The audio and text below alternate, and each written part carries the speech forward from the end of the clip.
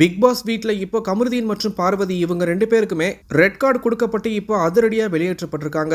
Sandra அவங்க கிட்ட ரொம்பவே கீழ்த்தரமா நடந்துகிட்ட விஷயத்துக்காக அதிரடியா இப்போ இவங்களுக்கு ரெட் கார்டு கொடுக்கப்பட்டிருக்கு. ரெட் கார்டு வாங்கிட்டு வெளியே வரது அப்படிங்கிறது சாதாரண விஷயம் கிடையாது.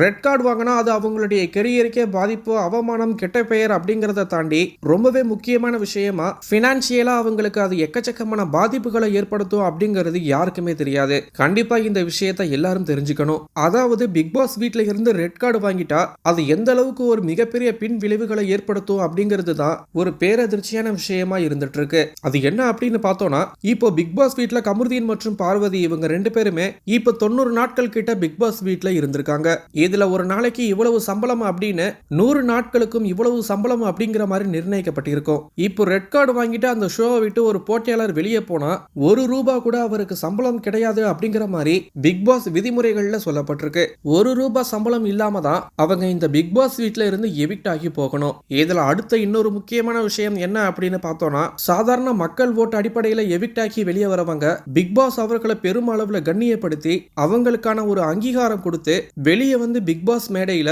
அவங்களுக்கான பயண வீடியோ போட்டு காட்டி பிக் பாஸ் ஆதரவோடையும் மக்களுடைய ஆதரவோடையும் கண்ணியமா வெளியே போவாங்க.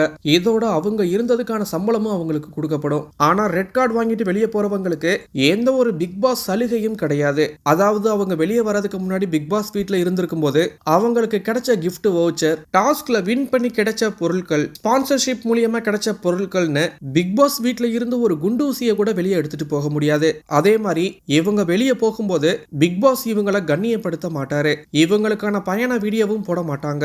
இதை விட சோகம் என்ன அப்படின்னு பார்த்தோம்னா, இவங்களை பின்வாசல் வழியா தான் பிக் பாஸ் செட்ல இருந்தே வெளியேற்றுவாங்க அப்படிங்கிற மாதிரி சொல்லப்பட்டிருக்கு. இதுக்கு அடுத்தபடியா பிக் பாஸ் உடைய இறுதி கட்டமான கிராண்ட் பினாலே நிகழ்ச்சிக்கு இவங்களுக்கு எந்த ஒரு அழைப்பும் கொடுக்கப்படாது. அதே மாதிரி இவங்களும் இறுதி நாட்கள்ல பிக் பாஸ் வீட்டுக்குள்ள வர முடியாது அப்படிங்கறது மட்டும் இல்லாம கிராண்ட் பினாலே நிகழ்ச்சியில கலந்துக்கவும் முடியாது. இதே மாதிரி பிக் பாஸ் முடிஞ்சதுக்கு அப்புறமா பிக் பாஸ் கொண்டாட்டம் நிகழ்ச்சியிலையும் இவங்களுக்கு அழைப்பு கொடுக்கப்படாது. இவங்களும் அந்த நிகழ்ச்சியில கலந்துக்க முடியாது.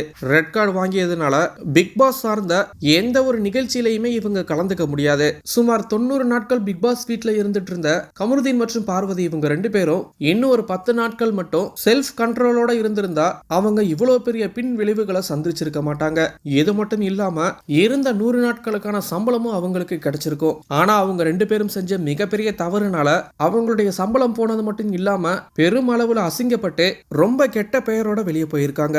இப்போ கமருதீன் மற்றும் பார்வதி இவங்களுக்கு ரெட் கார்டு கொடுக்கப்பட்டு வெளியே அனுப்பினதை பத்தி உங்களுடைய கருத்து என்ன அப்படிங்கறத கீழே இருக்கிற கமெண்ட் பாக்ஸ்ல போஸ்ட் பண்ணுங்க. மேலும் இது போன்ற வீடியோக்களை பார்க்க நம்மளுடைய சேனலை சப்ஸ்கிரைப் பண்ணுங்க.